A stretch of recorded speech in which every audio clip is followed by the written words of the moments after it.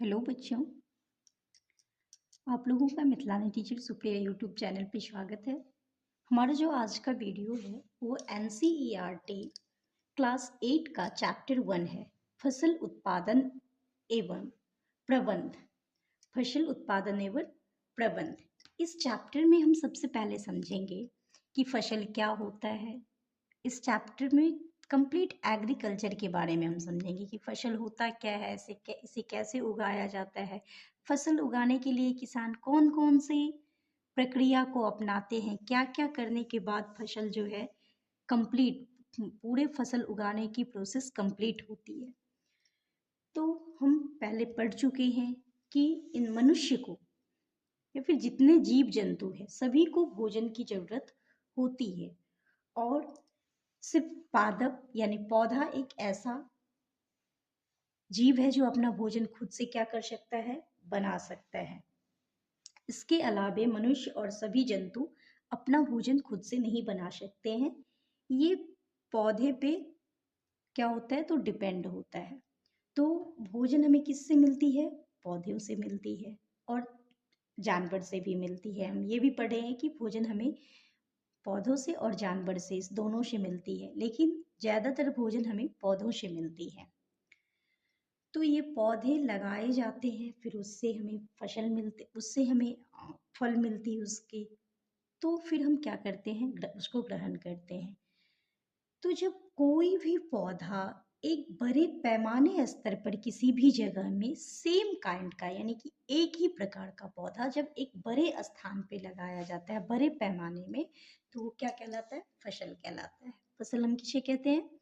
जब एक ही किस्म के पौधे किसी स्थान पर बड़े पैमाने पर उगाए जाते हैं तो उसे फसल कहते हैं। फॉर एग्जाम्पल, आप देखे होंगे अपने आसपास कि अभी किस चीज़ की खेती हो रही है? गेहूं की खेती हो रही है। तो किसी के खेत में आप जाके देख सकते हैं, अगर आपके आसपास खेत है तो आप देख सकते हैं कि एक बड़े पैमाने पर यानी कि एक लार्ज एरिया में सेम काइंड का जो है पौधा लगा हुआ है। एक ही प्रकार, गेहूं है तो गेहूं ही है, एक बड़ा सा फील्ड में पूरे गेहूं का ही पौधा आपको देखने को मिलेगा। तो जब एक बड़े पैमाने पे, एक बड़े स्थान पे, एक बड़े पैमाने में एक ही प्रकार के पौधे उगाए जाते हैं तो वो फसल कहलाते हैं। जिस मौसम में यह पौधे उगाए जाते हैं उसके आधार पर फसलों का वर्गीकरण मुख्य दो भागों में किया गया है। अब देखिए, हमारे भारत में जो है, भारत एक विशाल देश है और यहाँ का ताप, आर्द्रता और वर्षा और जलवायु की परिस्थितियाँ हर जगह एक जैसी नहीं रहती है। यह अलग अलग क्षेत्र में अलग अलग प्रकार का रहता है कि जैसे कि हो सकता है कि अभी यहाँ पे ठंड पड़ रही है बहुत ज़्यादा, किसी और एरिया में, भारत के ही किसी और एरिया में अभी ठंड नहीं पड़ रहा होगा। जैसे कि आप राजस्थान ले लीजिए, अभी नहीं ठंड पड़ रहा है वहाँ पे। तो हम देख सकते हैं कि भारत का ही विभिन्न विभिन्न क्षेत्र में क्या होता है कि विभिन्न विभिन्न तरह का आर्द्रता, ताप, जलवायु, वर्षा जल की परिस्थितियां, ये सब डिफरेंट डिफरेंट रहती है। तो ये इसके अकॉर्डिंग, ये जो मौसम चेंज होती है उसके अकॉर्डिंग जो है फसल को मुख्य दो भागों में बांटा गया है। वो कौन सा फसल है? तो खरीफ फसल और रबी फसल। चलिए हम देखते हैं कि खरीफ फसल क्या होता है और रबी फसल क्या होता है। वह फसल जिन्हें वर्षा ऋतु में बोया जाता है खरीफ फसल कहलाती है। भारत में वर्षा ऋतु सामान्यतः कब से कब तक होती है? जून से सितंबर तक होती है। तो आपको इससे रिलेटेड दो तीन तरह का क्वेश्चन आ सकता है। चलिए पहले हम इसका एग्जाम्पल देख लेते हैं।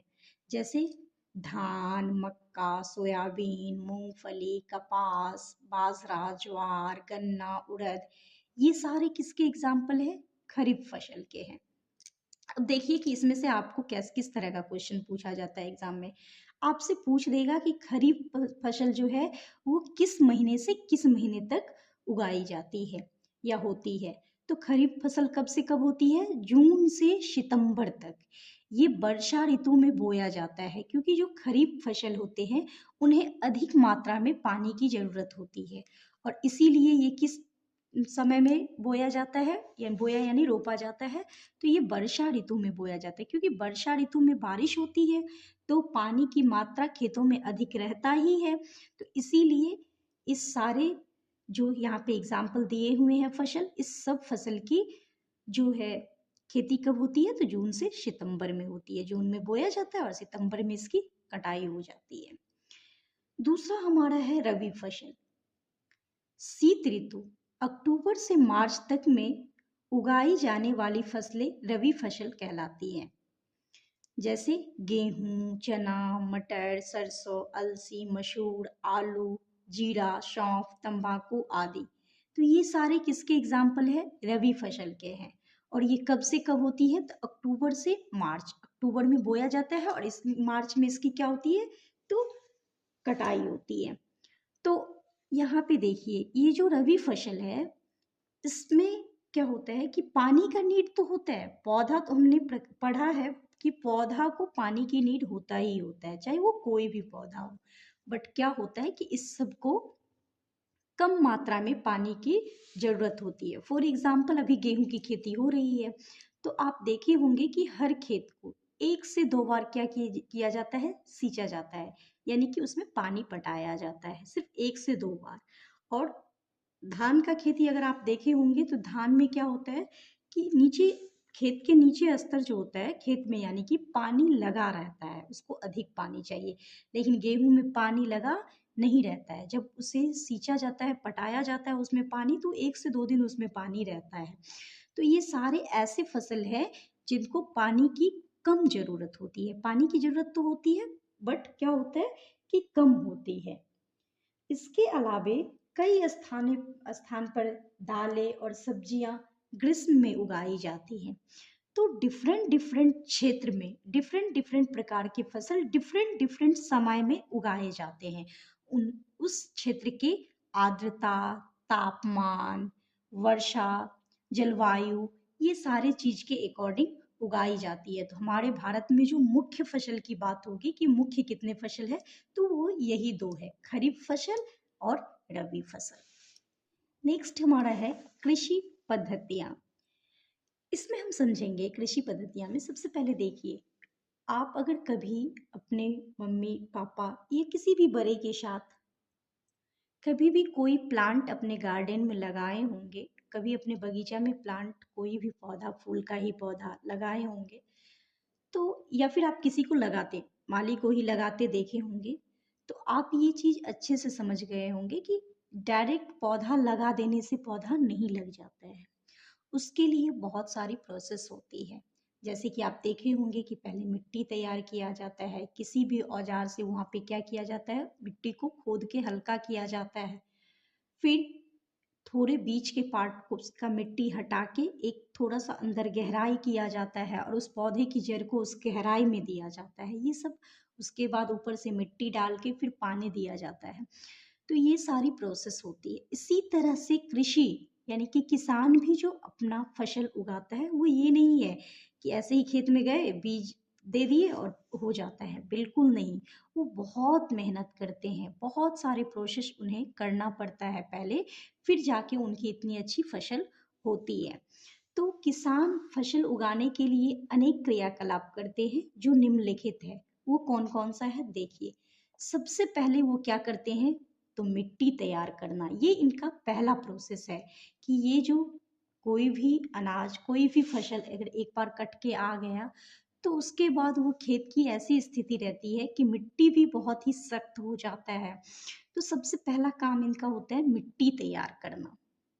उसके बाद जब मिट्टी तैयार हो जाती है तब ये क्या करते हैं, तो बुआई, यानी कि बीज बोते हैं। फिर बीज बोने के बाद जब पौधा निकल जाता है, फिर ये क्या करते हैं, तो खाद एवं उर्वरक देना। उस छोटे छोटे पौधे को जल्दी से पोषण मिले और वो जल्दी से ग्रोथ करे, इसके लिए उसमें खाद या उर्वरक देते हैं।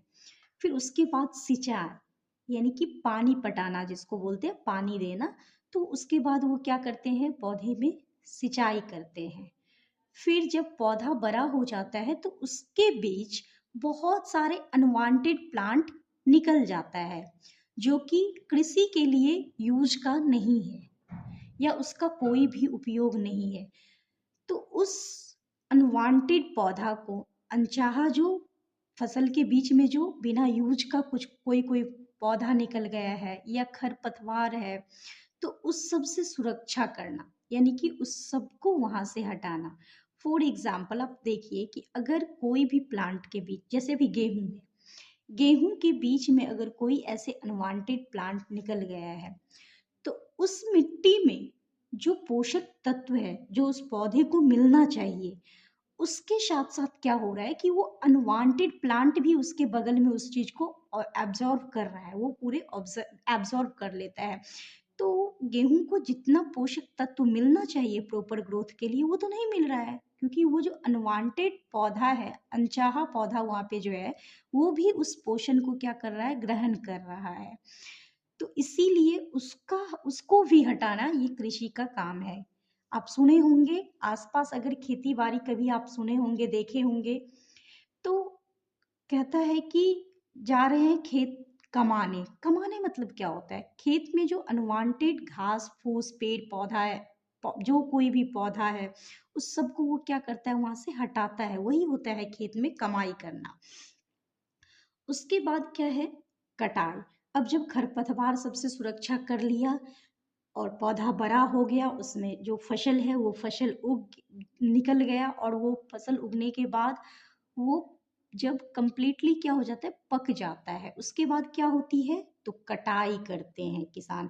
किसान यहाँ तक करने के बाद उन्हें कुछ दिन रेस्ट मिलता है कि चलो पौधा में फसल हो गया है, अब वो पके तो फिर कटाई होगी। जैसे ही पकता है तो क्या करते हैं, कटाई करते हैं, और कटाई करने के बाद भंडारण, यानी कि अपने घर में ला के उसे स्टोर करते हैं, और अगर एक्स्ट्रा होता है तो उसे बेचते हैं, उससे पैसा कमाते हैं, उनकी मेहनत की जो फल है उन्हें वो मिलता है। तो चलिए अब हम देखते हैं कि ये सारे प्रोसेस में, ये सारी प्रक्रिया जो है, जो किसान जो क्रियाकलाप करते हैं, उसमें किसान को किस किस चीज का नीड होता है और ये कैसे करते हैं। तो पहला हमारा क्या है, मिट्टी तैयार करना। तो मिट्टी तैयार करने की अगर बात हो रही है, तो फसल उगाने से पहले मिट्टी तैयार करना प्रथम चरण है। ये सबसे पहला चरण है कोई भी फसल उगाने से पहले। इसमें क्या होता है कि मिट्टी को पलटना तथा इसे पोला बनाना कृषि का अत्यंत महत्वपूर्ण कार्य है। इससे जड़ें भूमि के गहराई तक जा सकती है, और जो कोई भी पोषक तत्व है या फिर जड़ को श्वसन, सरलता से श्वसन कर सकती है जड़। और पोल मिट्टी किस प्रकार पौधे की जड़ों को सरलता से श्वसन करने में सहायक होता है, तो समझिए कि पोल मिट्टी जो होता है, पोल मिट्टी में क्या करता है कि जो मिट्टी में रहने वाले केचुए होते हैं या सूक्ष्म जीव होते हैं, उनकी वृद्धि करने में सहायता करते हैं। क्योंकि ये जो केचुआ होता है या सूक्ष्म जीव होता है, इस सबको क्या कहा गया है, तो किसान का मित्र कहा गया है। क्यों, क्योंकि ये मिट्टी को और उपजाऊ बनाने में हेल्प करता है, मदद करता है। इस सारे जीव को किसान का मित्र कहा गया है। क्योंकि मिट्टी जैसे ही पलटता है, होता क्या है ना, कि कोई भी किसान एक एक खेत में वो कोई एक फसल उगाते हैं, फिर अगला कोई फसल, कोई ना कोई फसल लगा देते हैं। तो इससे क्या होती है कि मिट्टी का जो शक्ति होता है, पोषक तत्व की, उर्वरक की जो शक्ति होती है, वो धीरे धीरे क्या होता है, लॉस होता जाता रहता है, कम होता जाता है। और प्लांट को अच्छे से, पौधे को अच्छे से पोषण चाहिए, इसके लिए ये सारी चीजें जरूरी है। क्योंकि अब है कि मिट्टी को पलटना और पोला करना क्यों आवश्यक है। आपके मन में एक क्वेश्चन आता होगा कि मिट्टी को पलटना या फिर पोला करना ये जरूरी क्यों है। तो क्योंकि ऊपरी परत की कुछ ही सेंटीमीटर की मिट्टी ही पौधे की वृद्धि में सहायक है। इससे उलट इसे उलटने पलटने और पोला करने से पोषक पदार्थ ऊपर आ जाते हैं, पौधे इन पोषक पदार्थों का उपयोग कर सकते हैं। अब देखिए कि जहाँ तक उसकी जड़ें हैं, तो वहाँ क्या होता है कि जो पोषक तत्व उस मिट्टी में अवेलेबल होते हैं, वो उससे पहले जो फसल हुई थी, वो उसे ऑब्जर्व कर लेते हैं। ऑब्जर्व करने के बाद क्या होती है, वो जब उसे ग्रहण कर लेते हैं, तो कुछ ही सेंटीमीटर मिट्टी की होती है, जो पौधों को वृद्धि करने में सहायक होती है। और जैसे ही उलट-फेर होता है, तो मिट्टी ऊपर-नीचे हो जाता है, तो जो पोषक वाले मिट्टी है, वो ऊपर आके पौधे को फिर से अच्छे से ग्रोथ करने में पोषक पदार्थ प्रदान करते हैं, ताकि वो अच्छे से क्या हो सके, तो उसका ग्रोथ हो सके। मिट्टी को उलटने, पलटने एवं पोला करने की प्रक्रिया को जुताई कहते हैं। जुताई हम हल चलाकर करते हैं। अब देखिए, मिट्टी जो ये उलट पलट होता है, क्या ऐसे ही हो जाता है? खेत में आप देखे होंगे, फील्ड का कोई भी एरिया, खेत का कोई भी एरिया, मिट्टी तो बहुत हार्ड रहता है, उसको उलट पलट करने के लिए किसी न किसी चीज़ की तो नीड होती होगी। तो वो है हल का। किसका नीड होता है? हल का। हल से हम जुताई करते हैं। इससे क्या होता है कि मिट्टी को उलट पलट, यानी कि जो सख्त मिट्टी है उसको तोड़ा जाता है, विखंडन किया जाता है, वेदन होती है उसमें। और इसमें ऐसा भी होता है कि ये कभी-कभी ऐसा होता है कि अगर ये बहुत ज़्यादा हार्ड है मिट्टी, बहुत ज़्यादा सूखी है, तो जुताई से पहले इसमें पानी देना आवश्यक पड़ जाता है, क्योंकि जब मिट्टी पानी पड़ने के बाद थोड़ा-सा हल्का होता है, तो फिर इसकी जुताई करने में क्या होती है, तो ईज़ी हो जाती है। जुते हुए खेत में मिट्टी के बड़े-बड़े ढेले भी हो सकते हैं। आप देखे होंगे कि आस-पास जो होता है जुताई, तो उसके बाद बहुत बड़ा-बड़ा सा ढेला देखने को मिलता है उस खेत में। तो क्या उसमें बीज छींट देने से हो जाएगा खेती? बिल्कुल ही नहीं होगा। तो इस ढेला को तोड़ने के लिए पटल का सहायता लेना पड़ता है, जिसको क्या कहा जाता है? पटल कहा जाता है। उसकी सहायता से इस ढेला को एकदम से महीन, बहुत ही रेसे महीन मिट्टी बनाया जाता है। और अब ये भी है कि अगर ये ढेला टूट के महीन मिट्टी बन भी गया, तो क्या ऐसे ही बीज छींट देने से हो जाएगा? बिल्कुल नहीं होगा। क्यों नहीं होगा? तो देखिए, जब तक वो खेत समतल नहीं रहेगा, प्लेन नहीं रहेगा, तब तक उसमें अच्छी उपज नहीं होगी। क्यों? क्योंकि जब जुताई हुई है, तो एक जगह मिट्टी ज़्यादा आ गया है। अब वहाँ ऊँचा हो गया और जस्ट उसके आसपास का एरिया क्या हो गया? नीचे हो गया। तो अब जब इसमें पानी की सिंचाई होगी, तो ये ऊंचा वाला एरिया पे से पानी बह बह के यहाँ गहरे वाले पार्ट में आ जाएगा। अब ऐसा होगा कि ऊंचे वाले फसल को पानी ही नहीं मिलेगा, नीचे वाले को जरूरत से ज्यादा मिल जाएगा, जिसके कारण दोनों पार्ट का फसल क्या है, नहीं होगा अच्छे से। तो इसीलिए खेत को समतल करना बहुत ही जरूरी है। तो जब जुताई के बाद मिट्टी का ढेला रहता है, उसे पाटल से क्या किया जाता है, महीन मतलब एकदम पतला, समझिए कि महीन मिट्टी बनाया जाता है, और उसके बाद उसको क्या किया जाता है, समतल किया जाता है। समतल करने के बाद ही उसमें बुआई या सिंचाई खेत में किया जाता है। अब चलिए देखते हैं कि ये सारे चीज करने के लिए कृषि को औजार की जरूरत होती है, क्योंकि सारे प्रोसेस करने ऐसे तो नहीं कर लेंगे। जैसे अभी हम यहाँ देखें कि हल जोतने के लिए, जुताई करने के लिए उन्हें हल की जरूरत होती है। और ये पुरातन रीति है, हम में से बहुत सारे लोग देखे होंगे कि हल क्या होता है। और इसमें जानवरों का यूज किया जाता है हल चलाने के लिए, जुताई करने के लिए। स्पेशली बैल का अधिक मात्रा में यूज होता है, लेकिन अदर जानवर का भी यूज होता है। तो चलिए देखते हैं कृषि औजार क्या है। अच्छी उपज के लिए बुआई से पहले मिट्टी को भुरभुरा करना आवश्यक है, और इसके लिए कृषि औजार का प्रयोग करते हैं। वो औजार है हल, कुदाली, कल्टीवेटर इत्यादि। ये सारे चीज का यूज किया जाता है। अब यहाँ पे इस पिक्चर के थ्रू आप देख सकते हैं कि यहाँ पे देख सकते हैं कि किसान किस चीज का यूज किया कर रहा है, तो बैल का यूज कर रहा है। और ये जो नीचे का पार्ट है, इसी को क्या कहा जाता है, इसको कहा जाता है फाल।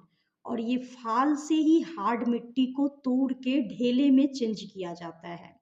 तो ये क्या कहलाता है, फाल कहलाता है। और इस तरह से यहाँ पे खेतों की जुताई ये किसान कर रहा है। नेक्स्ट हमारा जो टॉपिक है वो है बुआई। बुआई का मतलब होता है बोना, बीज जो बोया जाता है। बुआई फसल उत्पादन का सबसे महत्वपूर्ण चरण है। किसान अधिक उपज देने वाले बीजों को प्राथमिकता देता है। देखिए, बुआई जो है, बिल्कुल सही बात है, ये सबसे महत्वपूर्ण चरण है कृषि क्षेत्र का। कारण कि अगर अच्छा बीज होगा तभी अच्छे पौधा निकलेगा, और जब अच्छा पौधा निकलेगा तब ये अच्छा फसल होगा। तो ये सबसे इम्पोर्टेंट प्रोसेस है पूरे एग्रीकल्चर में, पूरे कृषि कार्य में।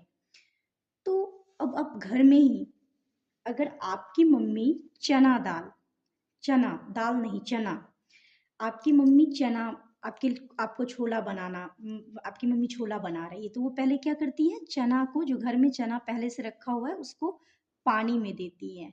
और जैसे ही वो पानी में देती है तो कुछ देर के बाद हम लोग देखते हैं कि मैक्सिमम जो है, ज़्यादा से ज़्यादा चना जो है वो तो सिंक कर गया है, यानी पानी में डूबा हुआ है। लेकिन कुछ चना ऐसा होता है कि पानी के ऊपरी सतह पे आके तैरने लगता है। अब कभी आप सोचे हैं कि ऐसा क्यों होता है, कुछ चना ऊपर क्यों तैर रहा है? तो जो चना ऊपर तैर रहा है वो चना बीज के लिए अच्छा नहीं है, वो अच्छा बीज नहीं है। क्यों नहीं है? क्योंकि वो खोखला बीज है और उससे पौधे का उत्पादन नहीं होगा, पौधा उससे नहीं निकल सकता है।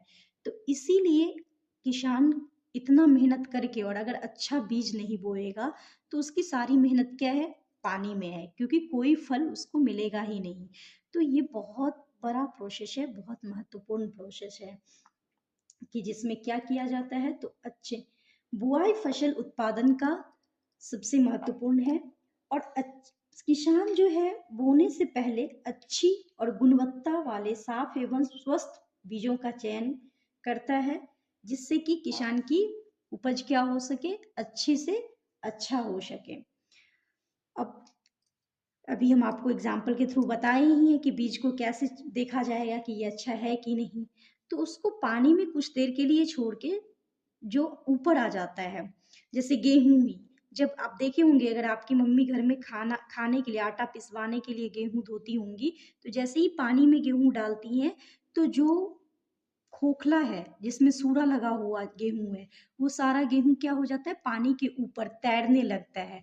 और मम्मी उस क्या करती है, उसको छान के फेंक देती हैं कि ये यूज का नहीं है, इसमें ये सारा बर्बाद है। सेम प्रोसेस किसान भी करते हैं कि ऊपर वाला वो समझ जाते हैं कि ये बीज अच्छा नहीं है, इससे फसल नहीं हो सकती है।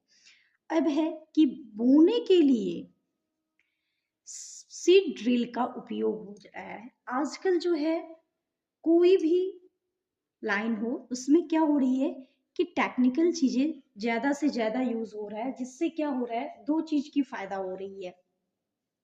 पहला कि श्रम की बचत हो रही है, और दूसरा समय और श्रम दोनों की बचत हो रही है। और साथ साथ अगर हम बात करें तो पैसों की भी बचत हो रही है। फॉर एग्जाम्पल, अगर हमें कोई भी सीड बोना है तो हमें बहुत सारे वर्कर का जरूरत होगा, और इसमें समय भी बहुत लगेगा और श्रम भी बहुत ज़्यादा लगेगा, और सबको अलग अलग करके हमें पार्टिकुलर उसे पेमेंट करना होगा पर डे का, उस वर्कर का जो बनता है। लेकिन अगर हम यही किसी मशीन के थ्रू करते हैं तो मशीन फास्ट वर्क करता है, इजी इजी एंड फास्ट, बहुत इजी और बहुत फास्ट वर्क करता है। दूसरी बात कि हमें पैसे भी कम लगते हैं, क्योंकि उनका पर आवर होता है कि पर आवर में इतना देना होगा, और 1 आवर में लगभग काम कंप्लीट हो ही जाता है। तो हमें पैसे, तो किसान को पैसा भी कम लगता है, ऊपर से समय का भी बचत होता है, पूरे दिन वर्कर के पीछे पीछे देख रेख नहीं करना पड़ता है, कुछ घंटों में ही उनका वो काम हो जाता है।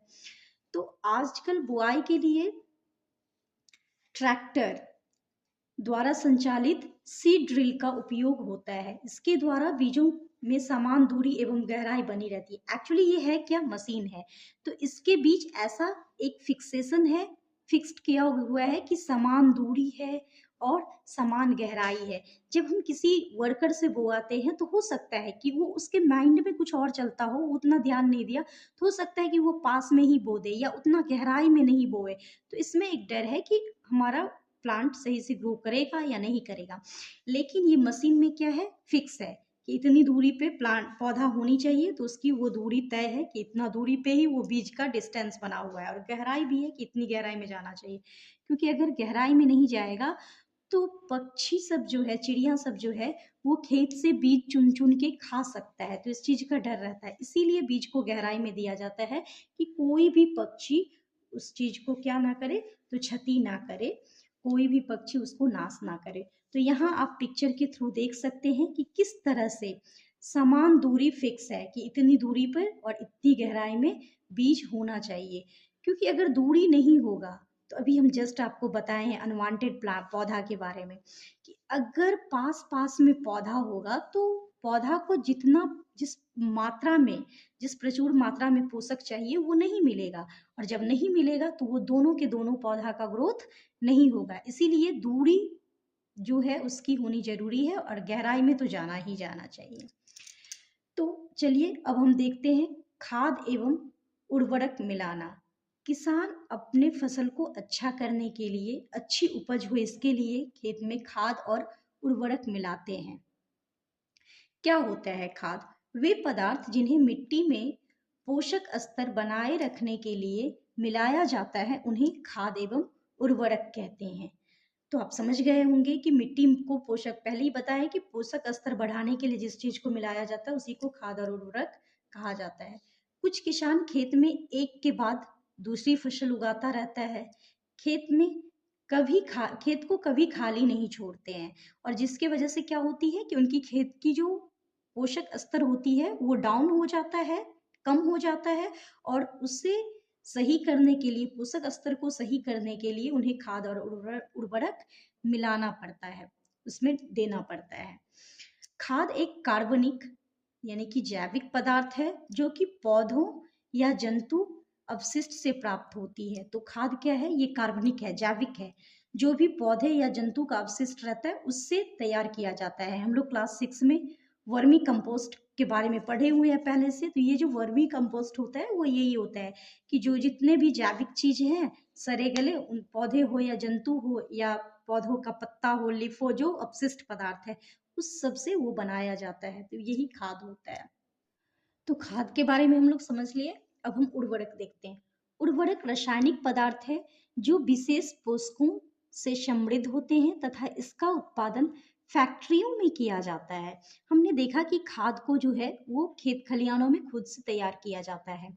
जितने भी जैविक चीजें हैं, अपशिष्ट पदार्थ हैं, जीव जंतु का, पौधे का, उससे किया जाता है। लेकिन उर्वरक जो है वो रासायनिक है, जैविक नहीं है, रासायनिक पदार्थ है जो कि पोषक समृद्ध तो होते हैं, लेकिन इसका उत्पादन, इसे कहाँ बनाया जाता है? फैक्ट्रियों में बनाया जाता है। जैसे यूरिया, अमोनियम, सल्फेट, पोटाश, ये सारे उर्वरक का एग्जाम्पल है। अब चलिए देखते हैं कि उर्वरक और खाद दोनों में क्या डिफरेंस है, दोनों में क्या अंतर है। तो पहला हम देखते हैं उर्वरक।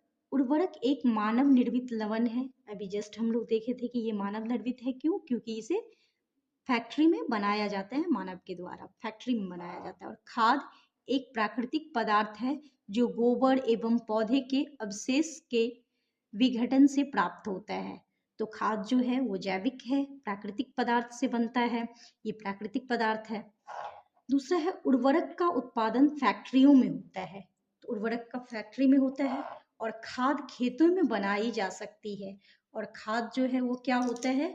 तो खेतों में बनाई जाती है। एक गड्ढा खोद के उसमें जितने अवशिष्ट पदार्थ होते हैं उसको उसमें डाल दिया जाता है। फिर जो किसान के मित्र है, केचुए सब, उसमें वो डाल दिया जाता है। फिर उसको ढक दिया जाता है कुछ दिनों के लिए, और कुछ दिन बाद जब उसको ओपन किया जाता है तो वो खाद बन के तैयार रहता है। तो इस तरह से खाद, जो वर्मी कंपोस्ट होते हैं, तो इस तरह से खाद तैयार किया जाता है। तीसरा है उर्वरक से मिट्टी को ह्यूमस प्राप्त नहीं होती है। देखिए, उर्वरक से मिट्टी को क्या प्राप्त नहीं होते? ह्यूमस प्राप्त नहीं होती है। खाद से मिट्टी को ह्यूमस प्रचुर मात्रा में प्राप्त होती है। और फोर्थ है उर्वरक में पादप पोषक जैसे कि नाइट्रोजन, फास्फोरस तथा पोटेशियम प्रचुरता में होते हैं। खाद में पादप पोषक तुलनात्मक रूप से कम होते हैं। अगर इससे तुलना किया जाए तो क्या होता है? खाद में कम होता है पादप पोषक। अब चलिए देखिए, दोनों हमने देख लिया, दोनों में से खाद का क्या लाभ है इसके बारे में हम देखते हैं कि खाद से हमें क्या लाभ होती है। जैविक खाद उर्वरक की अपेक्षा अधिक अच्छी मानी जाती है। इसका मुख्य कारण क्या है? तो देखिए, मुख्य कारण ये है, पहला, इससे मिट्टी की जलधारण क्षमता में वृद्धि होती है। दूसरा है, इससे मिट्टी भुरभुरी एवं सड़ंध्र हो जाती है, जिसके कारण गैस विनिमय सरलता से हो जाता है कि जितना भी प्लांट नीचे गया है उसका जड़, तो इसमें गैस का विनिमय इजली हो जाता है। इससे मित्र जीवाणुओं की संख्या में वृद्धि होती है। हम सब जानते हैं कि जैसे केचुआ है, ये सब क्या है, तो किसान का मित्र कहा गया है इसे। तो खाद डालने से मिट्टी में जो किसान के मित्र जीवाणु है उसमें वृद्धि होती है उसकी संख्या में। लास्ट है, इस जैविक खाद से मिट्टी का गठन सुधर जाता है। तो इस तरह से अभी तक के टॉपिक हम लोगों ने बारी बारी से देखा। इस चैप्टर का कुछ टॉपिक बचा हुआ है जो हम लोग नेक्स्ट वीडियो में देखेंगे और फिर उसके बाद इस चैप्टर का क्वेश्चन आंसर बनाएंगे। तो अगर आप लोगों को ये वीडियो पसंद आया हो, सारे टॉपिक अच्छे से समझ में आया हो, तो आप लोग इस चैनल को लाइक करें, सब्सक्राइब करें और अधिक से अधिक मात्रा में इसे शेयर करें। धन्यवाद।